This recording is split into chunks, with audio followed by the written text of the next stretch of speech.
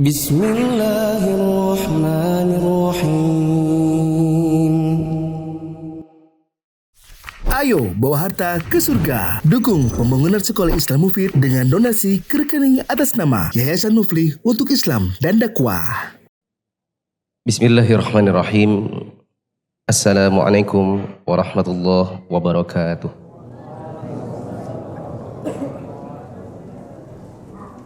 Alhamdulillahirabbil alamin.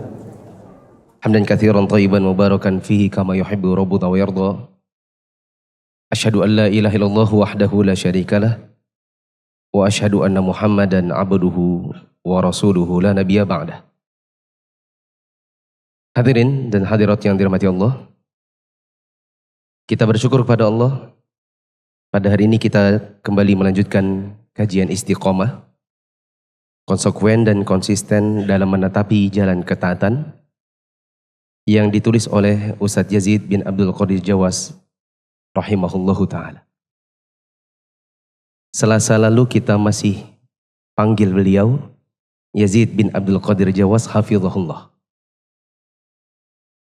Sebenarnya saya tahu beliau sakit. Selasa lalu sebenarnya saya sudah hampir terucap, mari kita doakan semoga Allah menyembuhkan beliau. Tapi saya dengar juga bahwa beliau tidak ingin sakitnya diketahui, maka saya pun urung untuk menyebutkan agar kita mendoakan beliau. Dan sebagaimana yang kita ketahui, beliau dipanggil oleh Allah. Dan banyak asatidzah yang sudah membuat ucapan bela sungkawa, menceritakan pengalaman mereka bersama Ustadz Yazid. Sehingga saya tidak perlu untuk melakukan yang sama karena apa yang mereka sampaikan dalam video-video mereka jauh lebih berharga ketimbang saya yang mungkin dengan Ustadz Yazid interaksi tidak begitu banyak, meskipun saya dengar dari salah seorang orang dekatnya Ustadz Yazid. Ada yang bilang Ustadz Yazid pernah muji Ustadz Muflih. Karena kata beliau, di zaman sekarang sulit mendapatkan ustadz-ustadz muda yang mau membahas tentang manhaj salaf.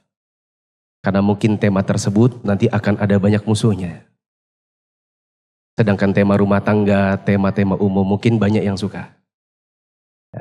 Dan harusnya memperbanyak tema-tema yang seperti ini kata beliau. Ustadz Muflih salah satunya. Teman-teman yang dirahmati Allah, tapi saya kira kita juga tidak perlu banyak mengkhawatirkan tentang Ustadz Yazid. Apa yang kita perlu khawatirkan dari orang yang punya amal jariah begitu banyak? Kita tidak mentazkiyah seseorang di hadapan Allah, tapi kita husnuzon. Berapa banyak buku Ustadz Yazid yang kita pelajari? Yang dipelajari oleh kaum muslimin di Indonesia. Buku beliau begitu banyak. Ini saja istiqomah sudah cetakan kesekian. Sudah cetakan ke-9. Bila ini dicetak satu kali naik cetak 3.000 sampai 5.000, maka ini sudah 50 ribuan cetakan. Sudah sekian banyak orang mempelajarinya. Ini baru satu judul. Kajian mulia dengan manhaj salaf yang kita pernah mulai di sini tahun 2016 sampai tamat 2 ronde. Setelah tamat di sini jelang Covid, kita tamatkan lagi di Masjid At-Tin, lalu dilanjutkan di Miyah Kampung Timur, tamat 2 kali. Itu sudah cetakan kesekian, sudah banyak orang mempelajari buku-buku beliau. Maka kita husnuzon apabila seorang Ustadz Yazid punya buku yang dipelajari oleh kaum muslimin, insya Allah pahala beliau itu mengalir jariah di sisi Allah Ta'ala. Ini baru yang kita ketahui secara zahir. Apa yang perlu kita khawatirkan tentang beliau ketika kita yakin sekali bahwa beliau insya Allah tidak mungkin wafat dalam kondisi menangguh hutang. Wow. Orang-orang yang mengatakan bahwa Ustadz Yazid itu bulanannya 10 juta ke masjid ini, 10 juta ke sana, 20 juta ke Palestina, sekian juta ke sana ke sini. Tidak mungkin beliau terhambat dari sisi mungkin menanggung sesuatu. Amal jariahnya begitu banyak insya Allah. Yang mempersaksikan beliau tentang kebaikannya begitu banyak. Meskipun mungkin dari sebagian kita ada yang pernah dimarahi di masjid ini. Beliau pernah hadir di sini. Kalau tidak salah terakhir tahun 2016 ada satu orang dimarahi di sana. Gara-gara memfoto beliau dan beliau tidak suka. Itu serpihan debu saja. Di sisi kebaikan, di banyaknya kebaikan-kebaikan beliau. Maka teman-teman yang dirahmati Allah. Sekarang ini yang kita perlu ambil dari beliau adalah teladan. Di sini pentingnya untuk memperbanyak amal kebaikan, apalagi amal-amal jariah. Amal yang bukan hanya berbuah kebaikan untuk diri pribadi, tapi juga untuk orang lain. Ya. Belum lagi sabda Nabi SAW, ketika ada dua mayat yang lewat, ketika mayat yang pertama lewat, lalu kemudian orang-orang menyebutkan kebaikan-kebaikannya. Maka Nabi SAW kemudian mengatakan, wajabat, wajabat, wajabat. Wajib, wajib, wajib. Kemudian lewat mayat yang kedua, orang-orang menyebutkan keburukan-keburukannya. Mempersaksikan bahwa orang ini selama hidupnya sering menebarkan keburukan. Maka Nabi SAW mengatakan, wajabat, wajabat, wajabat. Wajib, wajib, wajib. Di antara sahabat ada yang bertanya, ya Rasulullah, engkau mengatakan wajib, wajib, wajib bagi mayat yang pertama. Engkau juga mengatakan wajib, wajib, wajib bagi mayat yang kedua. Apa yang dimaksud dengan ini? Maka Nabi SAW mengatakan, orang yang pertama yang kalian persaksikan tentang kebaikannya wajib masuk surga. Dan orang yang kedua yang kalian persaksikan tentang keburukannya wajib masuk neraka. Dan berapa banyak orang yang sudah mempersaksikan kebaikan beliau. Ya, begitu banyak muridnya. Dan insya Allah pahala untuk beliau begitu banyak. Maka kita husnuzon. Sekarang yang terpenting adalah bagaimana kita mengikuti jejak beliau. Meskipun mungkin tidak akan sama. Beliau sudah terlanjur lari jauh. Kita mungkin masih bisa jalan. Tapi yang penting jalan. Tidak jalan di tempat. Tidak juga berdiri di tempat tidak ngapa-ngapain. Termasuk diantaranya adalah belajar ilmu agama. Saya juga pesankan kepada teman-teman semua, terutama teman-teman yang mungkin menonton dan mereka adalah kalangan murid-murid dekatnya Ustadz Yazid. Kita di Balikpapan pernah mengalami yang sama. Bila teman-teman di Jabodetabek merasa kehilangan Ustadz Yazid, kita di Balikpapan pernah kehilangan Ustadz Yazidnya Balikpapan. Kita bilang Ustadz Yazidnya Balikpapan karena memang seperti duplikat saja. Namanya Ustadz Abdurrahman rahimahullah.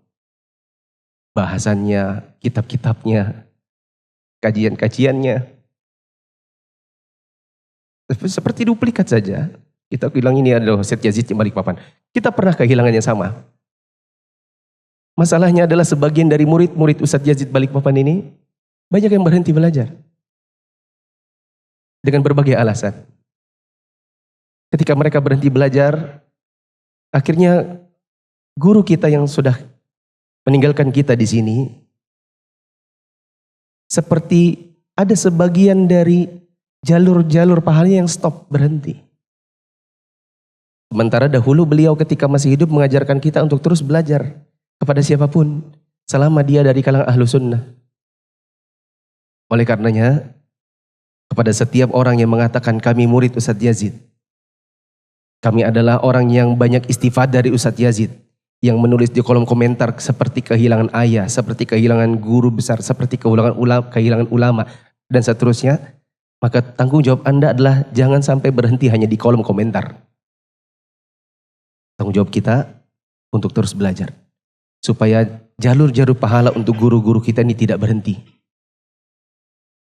Supaya meskipun beliau sudah terlanjur berlari, beliau wafat mungkin di usia sekitar 62. Usia kita sekarang mungkin 30, 40. Menuju ke usia beliau masih ada 30 tahun.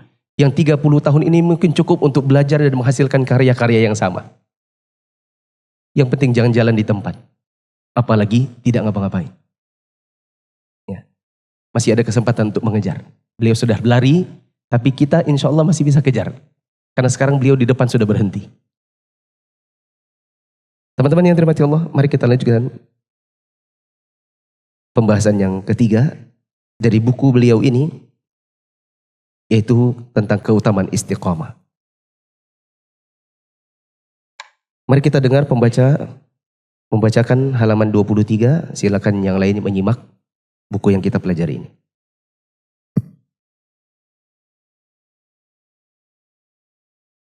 Keutamaan istiqamah. Keutamaan istiqamah banyak sekali diantaranya dilapangkan rezeki, diluaskan kehidupan.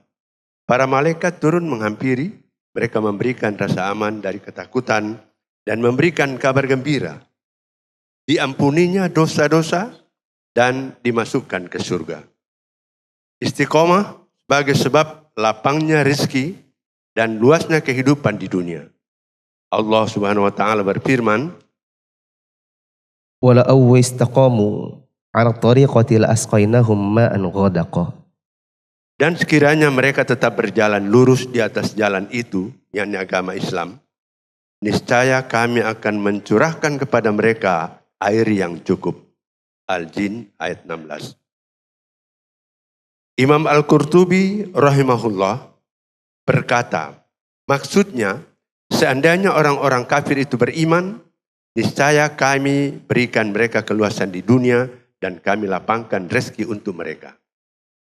Firman Allah Subhanahu wa taala, Innal ladzina qalu rabbuna Allahu tsumma istaqamu tatanazzalu 'alaihimul malaikatu alla takhafu wa la tahzanu wa abshiru bil jannati allati kuntum tu'adun. Nahnu awliya'ukum fil hayatid dunya wa fil akhirah. Wa lakum fima tashtahi anfusukum wa lakum fiha ma tad'un. Nuzulan min ghafurir rahim. artinya sesungguhnya orang-orang yang berkata, Rabb kami adalah Allah. Kemudian mereka meneguhkan pendirian mereka. Maka malaikat-malaikat akan turun kepada mereka dengan berkata, janganlah kamu merasa takut dan janganlah kamu bersedih hati. Dan bergembiralah kamu dengan memperoleh surga yang telah dijanjikan kepadamu. Kamilah pelindung-pelindungmu dalam kehidupan dunia dan akhirat. Di dalamnya surga kamu memperoleh apa yang kamu inginkan dan memperoleh apa yang kamu minta. Sebagai penghormatan bagimu dari Allah yang Maha Pengampun, Maha Penyayang. Fussilat 30 sampai dengan 32. Imam Ibnu Daqiqil Id rahimahullah berkata, maksudnya mereka beriman kepada Allah yang Maha Esa, kemudian istiqomah di atasnya dan di atas ketaatan hingga Allah mewafatkan mereka. Tentang ayat di atas, Al-Hafiz Ibnu Katsir rahimahullah berkata, mereka mengikhlaskan amal semata-mata karena Allah dan melaksanakan ketaatan sesuai dengan syariat Allah. Ayat ini menunjukkan bahwa para malaikat akan turun menuju orang-orang yang istiqomah ketika kematian menjemput di dalam kubur dan ketika dibangkitkan. Para malaikat itu memberikan rasa aman dari ketakutan ketika kematian menjemput. Menghilangkan kesedihannya dengan sebab berpisah dengan anaknya. Karena Allah adalah pengganti dari hal itu. Memberikan kabar gembira berupa diampuninya dosa dan kesalahannya. Diterimanya amalnya. Dan kabar gembira dengan surga yang belum pernah dilihat mata, belum pernah didengar telinga, dan belum pernah terlintas dalam hati manusia. Nah, kalau kita istiqomah, dan sebagaimana sudah dibahas pada pertemuan minggu lalu, bahwa istiqomah itu adalah luzumut ta'ah, yaitu continue dan senantiasa berada di jalan ketaatan. Juga bisa dikatakan kemapanan seseorang pada hal-hal yang Allah cintai dan Allah ridhai. Baik itu berupa perkataan maupun perbuatan, baik itu berupa hal-hal yang sifatnya kelihatan maupun yang tidak terlihat. Kalau kita istiqomah dalam menjalankan ketaatan dan menjauhi apa-apa yang Allah tidak senang, maka Allah berikan kepada kita banyak keutamaan.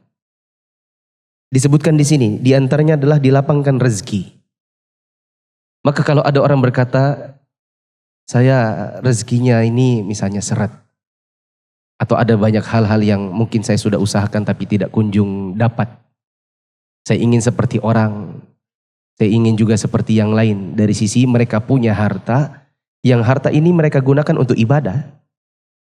Maka kita katakan, mungkin ini ujian supaya Anda tetap istiqamah. Bukan malah menjauh dari Allah. Diluaskan kehidupan. Para malaikat akan turun menghampiri manakala nanti kita diambang kematian. Bahkan nanti ketika kita sudah berada di dalam kubur, maka malaikat akan menemani kita. Nanti akan dijelaskan bagaimana syarah dari ayat yang tadi terakhir kita baca. Bagi orang-orang yang istiqomah, diampuni dosa-dosanya. Akan dimasukkan ke dalam surga Allah Ta'ala. Semoga Allah memasukkan kita semua ke dalam surganya. Ini adalah keutamaan istiqomah secara global, teman-teman. Nanti kita juga bisa dapati kalau keistiqomahan ini kita rinci pada masing-masing istiqomah di dalam masalah apa, kita akan dapati ada banyak keutamaan yang juga banyak. Di antaranya, teman-teman yang istiqomah, kita para suami misalnya, istiqomah untuk senantiasa menjaga diri dari godaan-godaan lawan jenis. Apa manfaatnya? Di antaranya adalah kelapangan dan kenyamanan dalam rumah tangga. Istiqomahnya kita dalam hal ini akan membuat rumah tangga kita senantiasa sakinah. Mawaddah. Ada rahmah di dalamnya. Akan berbeda dengan orang-orang yang misalnya sudah ngaji, tapi kemudian tidak istiqomah menjaga diri dari pergaulan dia dengan yang merupakan lawan jenis yang bukan mahram. Akhirnya dia tergoda. Mungkin karena dianggap sepele, lalu kemudian lama-lama dia tergoda, jatuh dia. Apa yang terjadi? Rumah tangga rusak. Saya katakan seperti ini karena di kantor saya di depan, pasutri-pasutri yang sudah datang kemudian mengadukan permasalahan rumah tangga dan itu gara-gara orang ketiga itu sudah banyak. Dan jangan dikira itu dari kalangan orang-orang awam. Karena yang datang itu rata-rata yang juga sudah berjenggot panjang dan berjilbab panjang. Yang satu mengadukan istri, yang satu mengadukan suami. Bahkan di antara mereka ada yang berkata, suami saya ini sudah melakukan perbuatan zina. Meskipun Ustadz tahu dia, dan saya tahu siapa suaminya. Suami saya jatuh, dan sekarang kami mau mengadu kepada Ustadz, apa yang kami lakukan? Apakah kami bisa saja atau bagaimana? Karena Ustadz kenal suami saya, mohon suami saya dipanggil. Tapi saya nggak bisa panggil. Saya tidak usah panjangkan tentang kisahnya ini, tapi yang jelas rumah tangga bubar gara-gara kita tidak menjaga keistiqomahan dari sisi misalnya menjaga diri dari pergaulan yang tidak diperbolehkan. Ini terutama buat teman-teman yang mungkin bekerja di perkantoran, yang di perkantoran itu satu kantor bebas bercampur antara laki dan perempuan tanpa ada batasan. Bisa makan bareng dengan teman-teman sekantor, satu meja berempat. Dia laki-laki yang sudah ikut kajian sunnah. Di depannya dua perempuan. Sebelahnya misalnya manajer. Mungkin ini kepentingannya kepentingan kantor. Tapi tidak dijaga pandangan, tatap-tatapan. Lama-lama jatuh juga. Ya.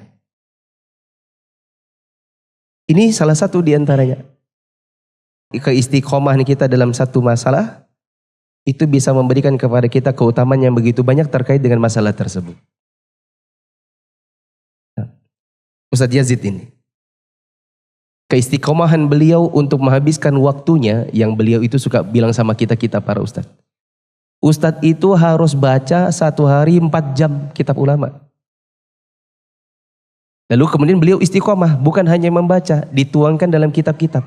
Apa yang terjadi? Beliau wafat dalam kondisi ada banyak buku yang sudah beliau hasilkan. Mulai dari yang buku kecil masuk di saku, seperti zikir pagi petang. Saya yakin itu mungkin ratusan ribu eksemplar. Karena berganti-ganti cover. Saya dapat dari zaman saya masih awal ngaji. Itu sudah hadiah dari orang dengan cover yang ujungnya coklat. Sampai sekarang sudah berubah jadi warna gelap. Itu kalau dibuka entah kecetakan berapa. Dari pustaka Imam Syafi'i itu. Saya umroh bulan apa kemarin? Zikir pagi petangnya Ustadz Yazid itu saya bagi-bagi. Rata-rata saya bilang gini, nggak usah Ustadz, sudah punya. Sedangkan saya bagi-bagi buku Hilyat Thalibil Ilmi, terjemahan saya, semuanya ngambil. Maksudnya berarti mungkin mereka belum punya. Jangan-jangan mereka belum pernah baca. Sedangkan dikasih zikir pagi petang Ustadz Yazid, mereka bilang, oh enggak usah, kasih yang lain aja, sudah punya. Bukan 1, 2, banyak. Jadi itu saya bawa pulang kembali tuh. Zikir pagi petangnya. Mulai dari yang masuk di saku, sampai yang tebal-tebal. Seperti mulai dengan manhaj salaf. Saya kemarin dikasih lihat ada ternyata karya beliau, Syarah Rukun Islam, 3 jilid tebal. Mungkin hampir setara dengan ensiklopedi sholat yang kita kaji di bandara, di BDI sama di Istiqlal dalam 2 tahun terakhir ini. Mungkin keistiqomahan seperti itu akhirnya menghasilkan punya karya. Dan guru-guru itu mati bukan meninggalkan duit. Ustadz-ustadz itu mati meninggalkan karya. Entah karya berupa karya tulis maupun rekaman-rekaman. Yang itu diharapkannya supaya nanti kalau dia sudah wafat, terus banyak yang bisa mengambil pelajaran darinya. Ini istiqomah menulis. Nah, silakan teman-teman nanti mengevaluasi kembali. Saya sudah istiqomah di bidang apa? Alhamdulillah Ustaz, saya istiqomah setiap sore ngantar anak saya pergi TPA. Insya Allah itu pun akan menjadi keutamaan buat antum. Ketika nanti antum punya anak yang ngajinya lancar, lama-lama dia kemudian akhirnya jadi dai, nanti keutamaan itu akan diraih oleh orang tuanya juga. Ya. Kemudian jamaah yang dirahmati Allah, di sini tadi dibawakan ada beberapa ayat. Salah satunya adalah pada surat Fussilat ayat 30 sampai 32. Bagi orang-orang istiqomah, kata Allah Subhanahu wa taala, tatanazzalu alaihimul malaikah. Malaikat turun. Turunnya di mana? Turunnya adalah nanti saat kita sudah sakaratul maut, kemudian kita dikubur, lalu kemudian nanti kita dalam kondisi sedih dalam kubur menanti hari kiamat. Apa katanya malaikat ini saat menemani kita dan turun di dalam proses kita sakaratul maut sampai kita dikubur? Kata malaikat, Allah takhafu. Jangan takut. Meskipun kamu takut menghadapi kematian ini. Wala tahzanu. Jangan sedih. Meskipun kita tahu kita sedih, nanti saat kita sakaratul maut dan saat kita dikubur kita berpisah dengan orang tua, berpisah dengan anak kita, berpisah dengan pasangan kita. Kita dalam kondisi sedih, maka malaikat mengatakan Allah wala tahzanu, jangan sedih. Kemudian katanya wa abasyiru bil jannah allati kuntum tu'adun. Dan kami berikan kepada kamu kabar gembira. Bergembiralah dengan surga yang sudah Allah janjikan untuk kamu. Ya, ini bagi orang-orang istiqamah. Semoga Allah Subhanahu wa taala menganugerahkan kita husnul khatimah dan memasukkan kita semua ke dalam surganya. Tadi disebutkan di paragraf yang terakhir kita baca, malaikat akan turun menuju orang-orang istiqamah ketika kematian menjemput di dalam alam kubur dan juga ketika mereka dibangkitkan. Para malaikat itu memberikan rasa aman dari ketakutan ketika kematian menjemput. Menghilangkan kesedihannya dengan sebab perpisahannya dengan anaknya. Karena Allah yang menjadi penggantinya. Diberikan juga kabar gembira berupa diampunnya dosa-dosa dan kesalahan. Diterima amalnya. Diberikan kabar gembira dengan surga yang belum pernah dilihat oleh mata. Belum pernah didengar dengan telinga. Dan belum pernah terbersit di dalam hati manusia. Lanjutkan. Al-Hafiz Ibnu Katsir rahimahullah dalam menafsirkan ayat ini berkata, tatanazzalu alaihimul malaikah, maka malaikat-malaikat akan turun kepada mereka, yakni di saat kematian sambil berkata, Allah takhafu, janganlah kamu merasa takut, yaitu dari perkara-perkara akhirat yang akan kamu hadapi. Wala tahzanu, dan janganlah kamu bersedih hati, yaitu dari perkara-perkara dunia yang telah kamu tinggalkan. Seperti anak-anak, keluarga, harta, agama. Karena sesungguhnya kami atau Allah akan menggantinya. Wa abshiru bil jannati allati kuntum tu'adun. Dan bergembiralah kamu dengan memperoleh surga yang telah dijanjikan kepadamu. Lalu mereka diberi kabar gembira dengan hilangnya keburukan dan tercapainya kebaikan. Firman Allah, nahnu awliya'ukum fil hayati dunya wa fil akhirah. Kamilah pelindung-pelindungmu dalam kehidupan dunia dan akhirat. Yaitu para malaikat berkata kepada orang-orang mukmin ketika kematian, kamilah pelindung-pelindungmu, yakni pendamping-pendamping kalian di dalam kehidupan dunia. Kami para malaikat yang menunjukkan, mengarahkan dan melindungi kalian dengan perintah Allah. Begitu juga kami akan bersama kalian di akhirat, menemani kesendirian kalian di dalam kubur ketika ditiupnya sangkakala, dan mengamankan kalian pada hari kebangkitan dan berkumpulnya para manusia, serta membawa kalian melintasi as-sirat al-mustaqim dan menyampaikan kalian ke surga yang penuh nikmat.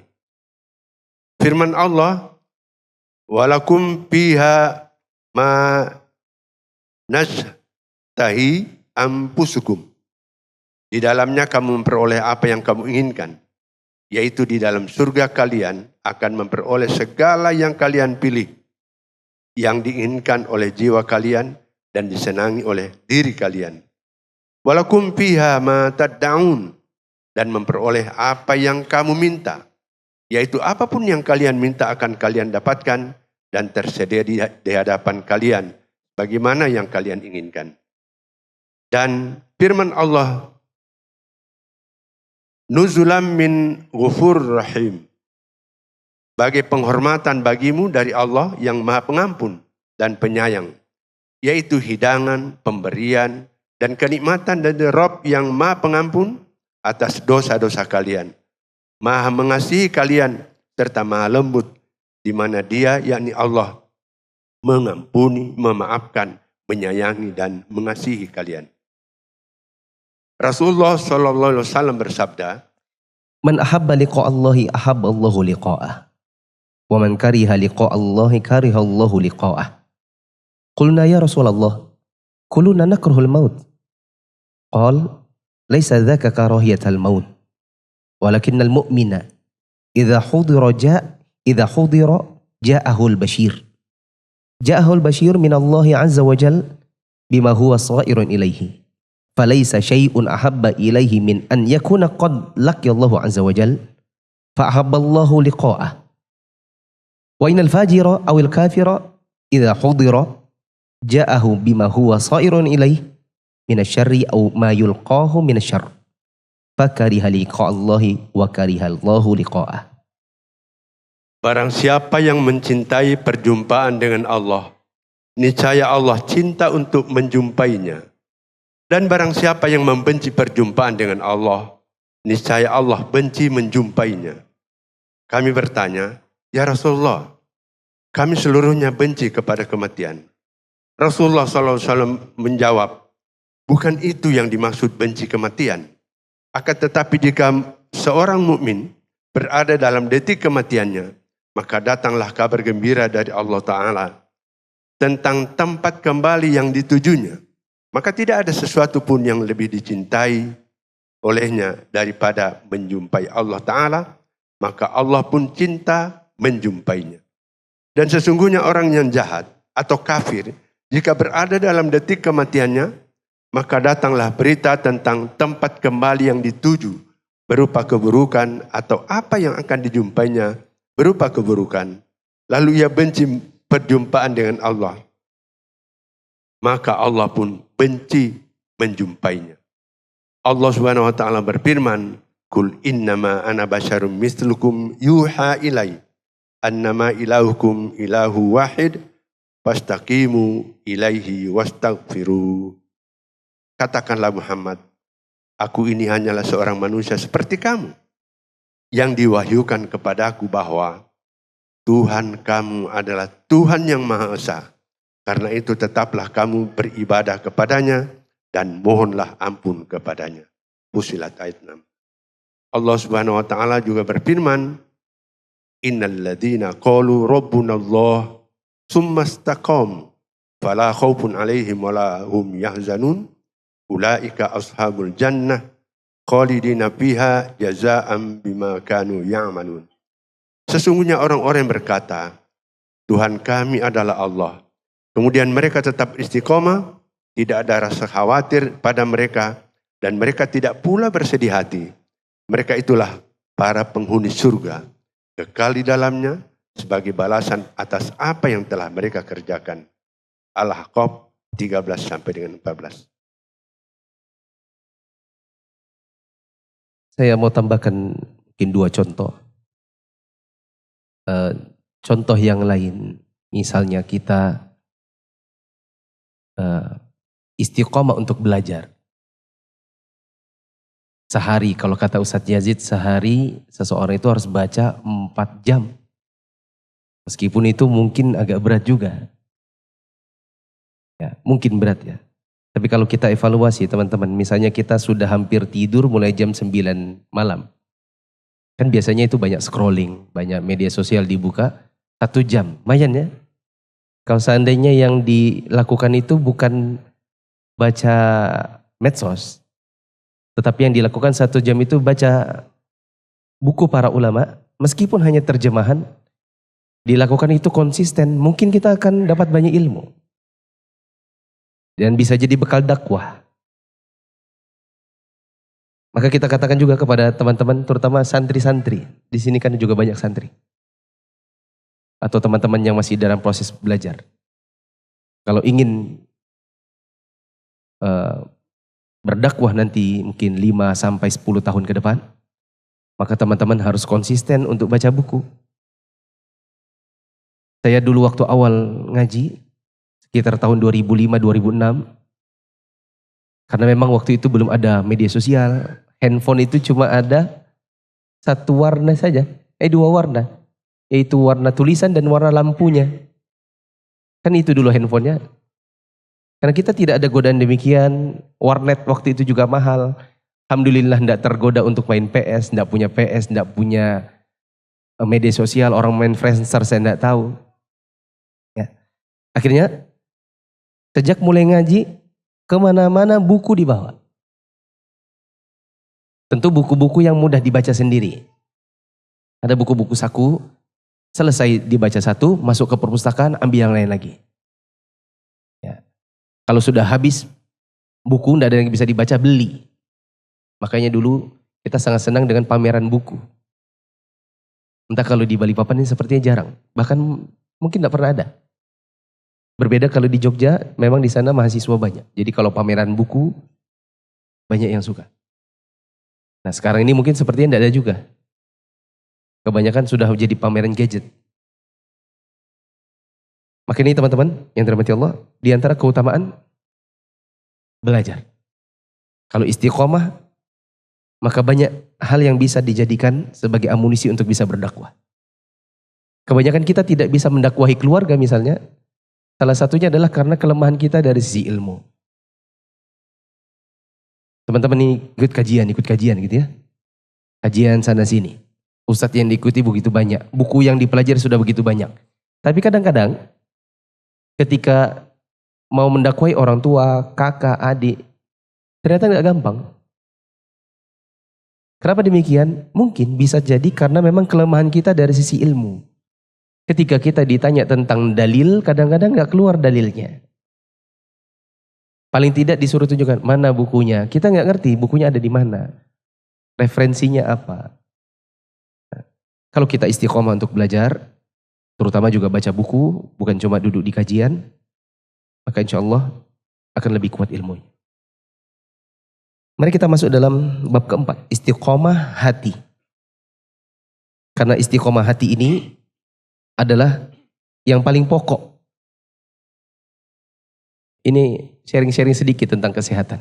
Orang bilang, kalau ingin masa tua itu kuat, tidak pincang, tidak banyak sakit urat, tidak saraf kejepit, tidak penyempitan saraf dan lain-lain, maka kondisi nomor 1 itu ada pada kaki.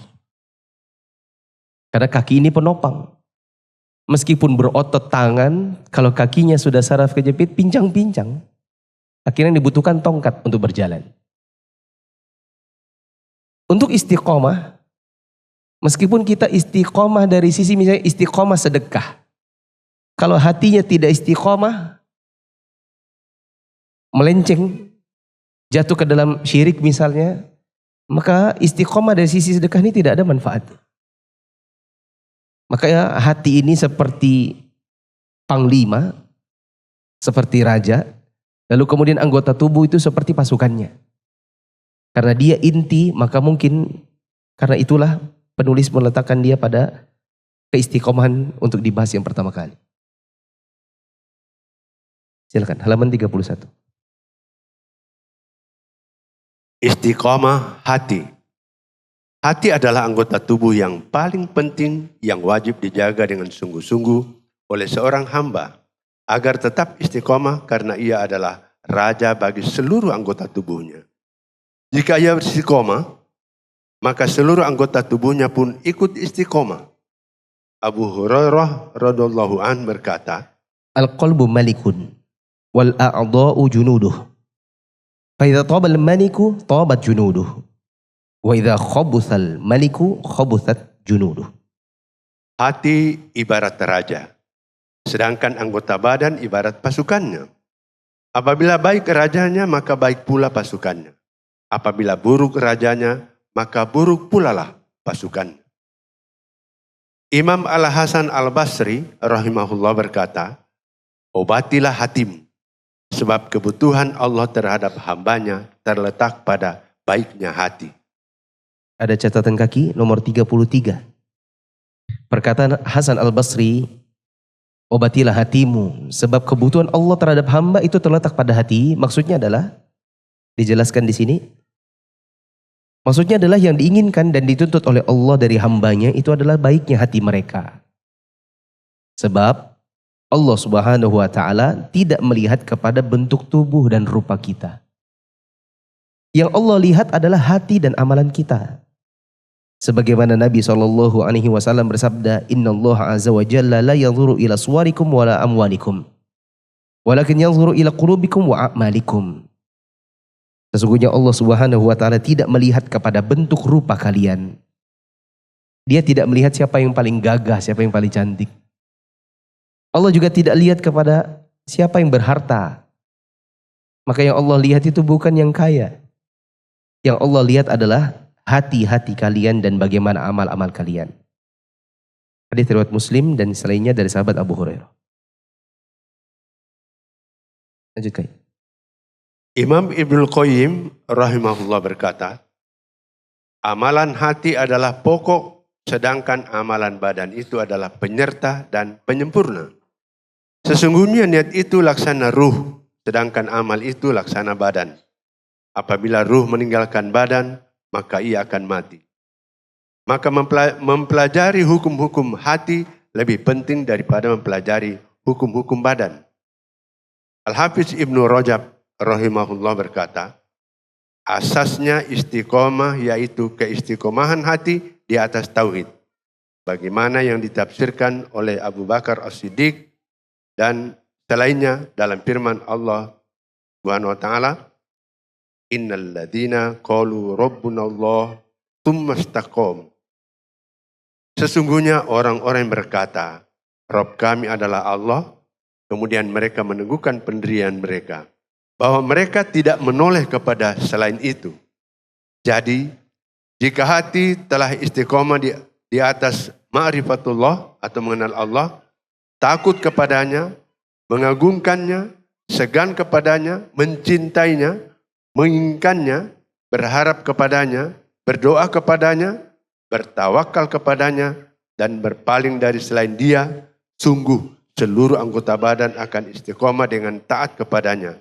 Karena hati adalah raja bagi organ tubuh yang merupakan pasukan hati. Apabila raja istiqomah, istiqomah pula pasukan dan rakyatnya. Rasulullah SAW bersabda, Ala wa inna fil jasadi mudghatan. Idza salahat salahal jasadu kulluh. Wa idza fasadat fasadal jasadu kulluh. Ala wa hiyal qalb. ingatlah sesungguhnya di dalam tubuh manusia ada segumpal daging. Apabila ia baik, maka baik pula seluruh tubuhnya. Dan apabila ia buruk, maka buruk pula seluruh tubuhnya. Ketahuilah segumpal daging itu adalah hati. Sebagaimana tadi kita baca perkataan Abu Hurairah radhiyallahu anhu, hati itu ibarat raja. Anggota tubuh kita itu adalah pasukannya. Kalau baik sang raja, maka baik pasukannya. Sebaliknya, kalau buruk rajanya, maka buruk pasukannya. Ibaratnya juga, kalau ada seorang guru, gurunya itu bejat, maka biasanya juga akan menghasilkan murid-murid yang bejat. Kalau gurunya saja misalnya dalam ceramah misalnya, suka menyebutkan nama-nama binatang, misalnya mencela pemerintah, atau mencela sesuatu dengan bahasa-bahasa yang buruk, maka dia akan lakukan hal itu di hadapan murid-muridnya, maka murid-muridnya pun akan meniru dia. Karena guru ditiru, guru digugu. Bahkan ada yang mengatakan bila guru kencing berdiri, maka murid akan kencing berlari. Di mana murid akan melakukan keburukan yang lebih buruk daripada gurunya. Begitu juga hati. Hati ini pusat kontrolnya. Kalau kita menjaga hati kita dalam keistiqomahan kepada Allah Ta'ala, maka itu bisa mengontrol untuk menjaga kita dari hal-hal yang buruk yang dilakukan oleh anggota tubuh kita yang lainnya. Orang baik mana? Orang baik mana, yang soleh yang mana, yang suka pergi ke diskotik? Dilakukan oleh siapa? Kakinya. Jawabannya tidak ada. Kecuali yang tergelincir, yang tidak menjaga dirinya. Kenapa kakinya tidak berniat untuk pergi ke tempat-tempat demikian? Karena hatinya tidak menginginkan. Karena hatinya mengetahui bahwa ini tempat yang buruk. Seharusnya yang sama kita bisa berlakukan untuk bioskop. Karena saya dapati ternyata ada sebagian, jangankan murid-murid, guru-guru ada yang suka pergi ke bioskop. Bahkan di antara mereka ada yang mengajak orang untuk pergi ke bioskop. Meskipun mereka para guru, guru-guru agama. Kita katakan orang yang baik hatinya tidak akan mau ke tempat-tempat seperti itu.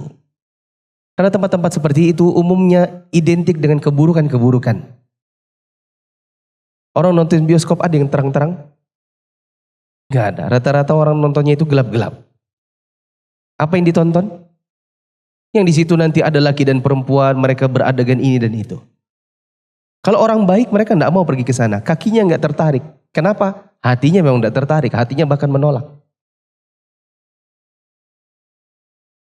Kalau ada orang misalnya di hadapan matanya ada peluang untuk dapatkan harta, tapi dia tahu itu caranya tidak baik. Tangannya tidak akan mau terima. Kenapa demikian? Karena tangannya dikendalikan oleh hatinya.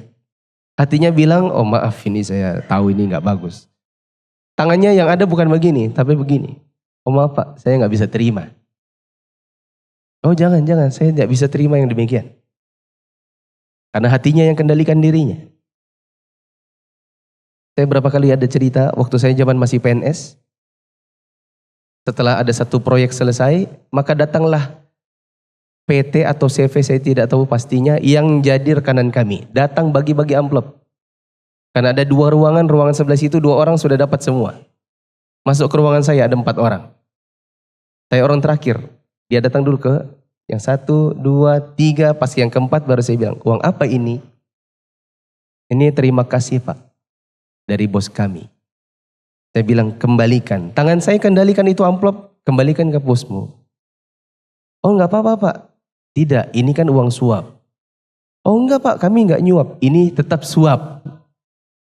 Karena ini lingkungan pemerintahan. Suap itu bukan cuma begini. Ini ya uangnya, tolong proyeknya. Bukan cuma begitu. Termasuk suap adalah ini uangnya, tolong nanti kalau ada proyek lagi, kami lagi. Itu termasuk suap. Ambil. Saya bilang sama yang 3 orang di sebelah saya. Kembalikan semua, itu uang haram. Yang sana Pak Dodet, suruh mereka kembalikan. Hati kita menolak, maka tangan kita pun bergerak untuk menolak.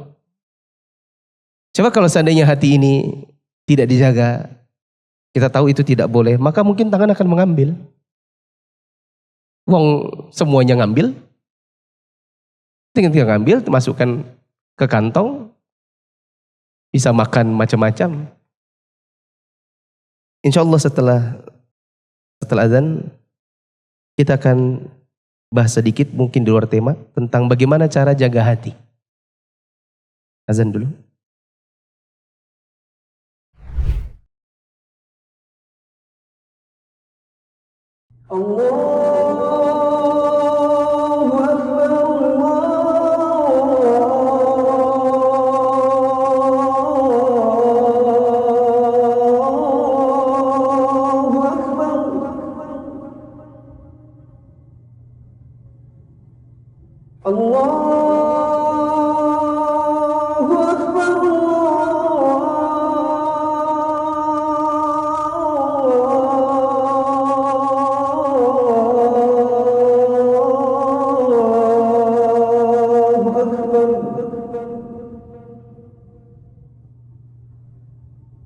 أشهد أن لا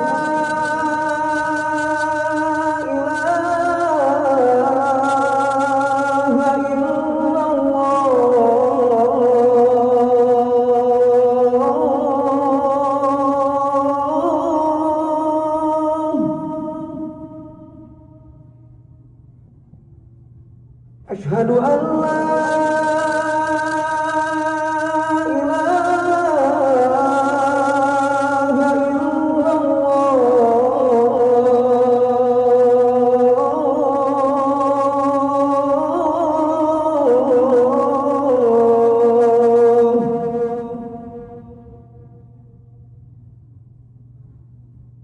أشهد أن محمدا رسول الله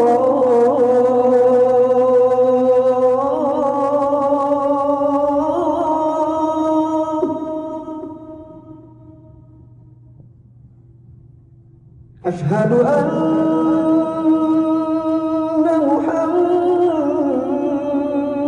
محمدا رسول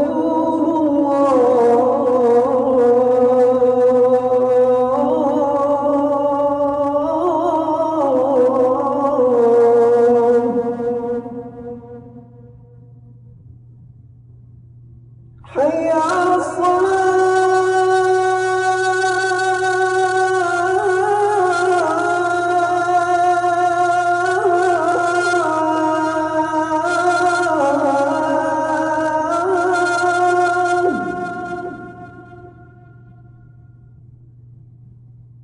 حي على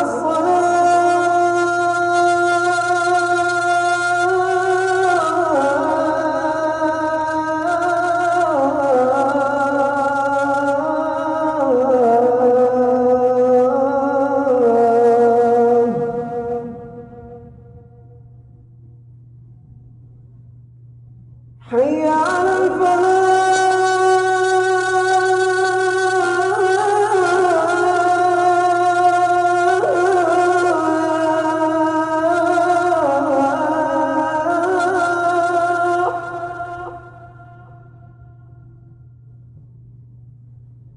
حي على الفلاح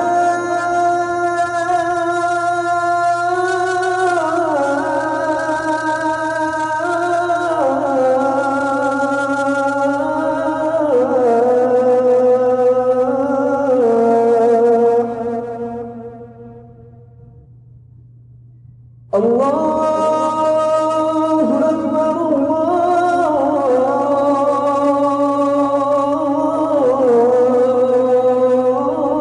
الله أكبر لا إله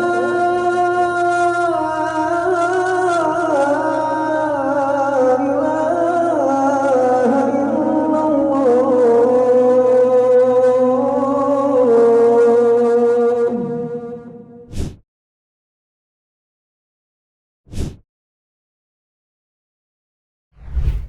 Jemaah yang dirahmati Allah. Tadi disebutkan di halaman 33 Rasulullah SAW bersabda, "Ala wa inna fil jasadi mudghatan." Ingatlah sesungguhnya di dalam tubuh manusia itu ada segumpal daging. Idza salahat salahal jasadu kulluh. Apabila daging itu baik, maka akan berdampak pada baiknya seluruh tubuh. Wa idza fasadat fasadal jasadu kulluh. Apabila segumpal daging ini buruk, maka itu akan berdampak pada buruknya seluruh tubuh. Tentu yang dimaksud di sini bukan dari sisi penampilan atau fisik, tetapi dari sisi tubuh ini melakukan hal-hal yang buruk karena si segumpal daging ini. Maka Nabi SAW mengatakan ala wahyal qalbu. Ketahuilah bahwa sesungguhnya segumpal daging ini adalah hati. Maka di sini nanti akan memberikan kepada kita gambaran bahwa kalau hati kita baik, maka nanti tubuh ini akan melakukan hal-hal yang baik pula. Mata senang dengan melihat hal-hal yang baik. Lisan akan senang untuk berbicara yang baik. Tangan senang untuk mengerjakan hal yang baik. Kaki senang untuk melangkah ke tempat yang baik. Kalau kita balik, maka hati yang buruk akan membuat seseorang tidak suka untuk pergi ke tempat yang buruk, ke tempat yang baik. Seperti orang yang tidak menjaga keistiqomahan di dalam hati, mungkin lama-kelamaan dia akan benci pergi ke masjid. Kalau ada orang mengatakan, saya itu yang penting menjilbabi hati saya dulu. Maka kita katakan, justru kebaikan hati Anda itu nanti terlihat pada mau tidak Anda menggunakan jilbab kepala. Bukan yang penting hatinya baik meskipun tak berjilbab. Justru kebaikan hati itu akan tercermin pada kepala yang ditutupi dengan hijab bagi perempuan. Di sini ada beberapa tips yang bisa kita lakukan. Teman-teman mungkin bisa mencatat di bagian belakang, di halaman 34 ada tempat kosong. Hal-hal yang mungkin bisa kita lakukan meskipun ini tidak banyak. Hal-hal yang bisa kita lakukan untuk menjaga keistiqomahan di dalam hati. Atau kalaupun tidak menjaga keistiqomahan, minimal menumbuhkan keistiqomahan itu. Yang pertama, di antaranya adalah membaca kisah-kisah yang menyuburkan hati. Membaca kisah-kisah yang menyuburkan hati. Sekitar 2 atau 3 tahun lalu saya pernah bahas buku judulnya Para Tabi'in. Waktu itu bahasnya di Masjid Istiqlal dulu. Setelah Istiqlal, setelah pas Covid, kemudian kajian berhenti. Kemudian lepas dari Covid, sudah bisa pakai masker. Kita kajian kita ulang kembali dari awal dan terakhir tamatnya di Miyah Kampung Timur. Itu buku teman-teman. Buku Para Tabi'in itu. Kalau kita baca, mungkin satu malam satu kisah, insya Allah ketagihan. Karena di dalamnya ada banyak gambaran-gambaran yang menarik tentang bagaimana para tabi'in dahulu.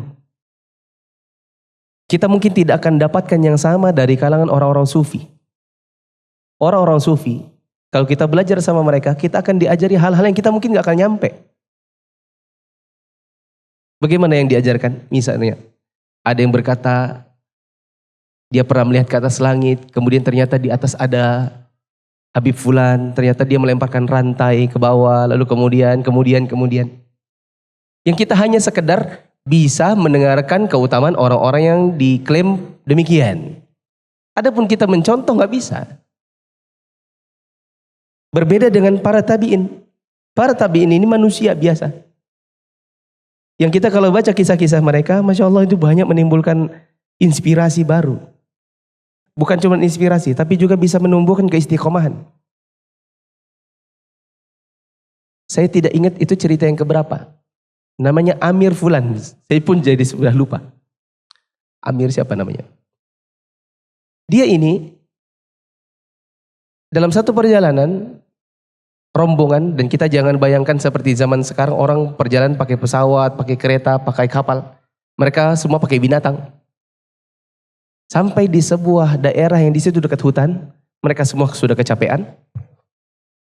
Mereka tidur. Sang tabi'in satu ini, ketika orang semua sudah tidur, dia pergi. Pergi ke hutan. Apa yang dilakukan? Sholat. Apa yang menarik? Apa yang bisa dicontoh? Yang menarik adalah tentang bagaimana orang menjaga keistiqomahan berupa sholat malam meskipun dalam safar. Yang menarik adalah bagaimana seseorang ibadah harus sembunyi dulu supaya tidak diketahui oleh teman. Dan itu bisa kita contoh. Dan itu menumbuhkan keistiqomahan dalam hati. Bahwa kita punya rahasia antara kita dengan Allah saja yang tahu. Orang nggak tahu.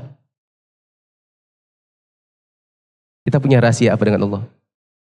Jangan-jangan rahasia kita dengan Allah adalah punya akun rahasia. Akun rahasia yang dipakai buat stalking, lihat-lihat ini, lihat itu di media sosial. Itu yang dia jadikan rahasia? Ada akun fake, akun kedua. Bukan akun utama, yang tujuannya adalah untuk bisa lihat ini, lihat itu.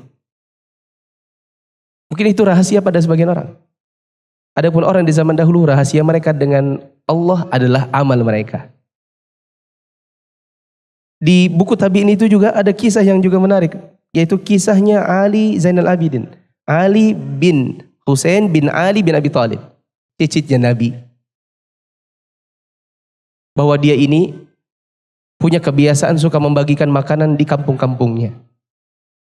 Dan orang tidak tahu karena dia membagikannya tengah malam. Nanti orang kalau mau sholat subuh buka pintu dapat makanan. Dan orang tidak pernah tahu karena dibagikannya tengah malam. Jangan dibayangkan seperti zaman sekarang depan rumah ada lampu. Mungkin orang di sana gelap-gelapan membagikannya. Begitu Ali bin Husain bin Ali bin Abi Thalib meninggal, maka orang sudah tidak lagi mendapatkan ada makanan yang dibagi. Kebetulan juga orang-orang yang memandikan jenazahnya melihat bahwa di punggungnya itu ada bekas-bekas seperti mengangkut benda-benda berat. Maka orang berkesimpulan, berarti yang selama ini membagikan makanan itu siapa? Ali Zainal Abidin. Karena setelah dia wafat, kita tidak lagi dapat makanan. Dan ada kesaksian dari orang yang memandikan jenazahnya bahwa di punggungnya ada bekas-bekas mengangkat benda-benda berat. Bisakah kita tiru? Bisa. Bahwa kita punya sedekah yang hanya kita dengan Allah yang tahu. Kalau kita baca selebaran-selebaran atau status-status sebagian orang di media sosial, mereka bilang begini, sewaktu kami membangun Masjid Al-Barkah, Roja, yang sudah besar itu, Ustadz Yazid setiap bulan titip 10 sampai 15 juta. Hanya kami bendahara yang tahu. Dan beliau berkata, jangan sampai ada yang tahu. Sudah wafat baru ada yang menyebarkan. Ada yang berkata bahwa beliau setiap bulan 10 sampai 15 juta dikirim ke Palestina. Siapa yang tahu? Mungkin jangan-jangan anaknya pun tidak tahu. Yang tahu adalah orang yang dititipi saja. Maka bacalah kisah-kisah yang menyuburkan hati. Jangan cuma baca media sosial, apalagi yang membuat hati keras. Di antaranya adalah membaca perdebatan-perdebatan. Sejujurnya banyak orang yang sekarang ini memperdebatkan tentang Ustadz Yazid, saya tidak mau ikut-ikutan. Karena ada ahlul bid'ah yang senang dengan kematian beliau. Lalu kemudian sebagian orang membantah. Saya tidak ingin masuk ke situ karena ya ini hanya bikin gemes sama mengeraskan hati. Karena yang dibaca hanya perdebatan saja. Yang kedua, yang bisa kita lakukan adalah sering introspeksi diri. Dan kalau bisa mencari orang yang bisa menasehati. Kalau kita punya kekurangan-kekurangan, kemudian kita punya teman untuk bisa membuat kita introspeksi dan menasehati, itu teman yang berharga, teman-teman. Saya waktu awal ngaji, baru kenal sunnah, ya, dan akhirnya di asrama dari 20-an orang itu, baru 2-3 orang yang kenal sunnah, kita sering ngumpul bertiga. Bertiga makan siang di Jogja karena masih status mahasiswa. Setelah makan itu kalau kita bertiga nanti ada waktunya kita saling kasih penilaian satu sama yang lain. Yang satu ngomong tentang ini dan itu bertiga ngomong di hadapan masing-masing. Saya melihat antum ini, saya lihat kalau ada masalah itu belum dewasa. Nah ini setelah kita ngaji kalau bisa nanti setelah itu lebih dewasa. Jangan suka baper. Kalau ada orang yang bisa menjadi penasihat kita, maka itu berharga. Saya dapati ada sebagian orang yang mereka kalau dinasihati malah tidak suka. Kalau dinasihati atau dikritik, wajahnya langsung berubah, memperlihatkan aura-aura marah gitu. Tidak suka. Ya. Kemudian yang ketiga, berdoa. Dan teman-teman, doa tentang keistiqomahan ini usahakan bisa dibaca setiap hari, di sujud, kemudian di waktu setelah doa tahiyat. Apa yang dibaca? Doa istiqomah bagaimana bunyinya? Ya muqallibal qulub, tsabbit qalbi ala dinik. Ya musarrifal qulub, sarrif qalbi ala ta'atik. Ini kita baca di waktu sujud, kemudian juga sambil menunggu imam saat kita sudah kehabisan doa misalnya. Sudah innaka hamidum majid. Baca lagi Allahumma inni a'udzubika min adzabi jahannam wa min adzabil qabr wa min fitnatil mahya wal mamat. Terus wa min syarri fitnatil masiihid dajjal. Imamnya belum salam, tambahin lagi. Ya muqallibal qulub, tsabbit qalbi ala dini. Ya musarrifal qulub, sarrif qalbi ala ta'atik.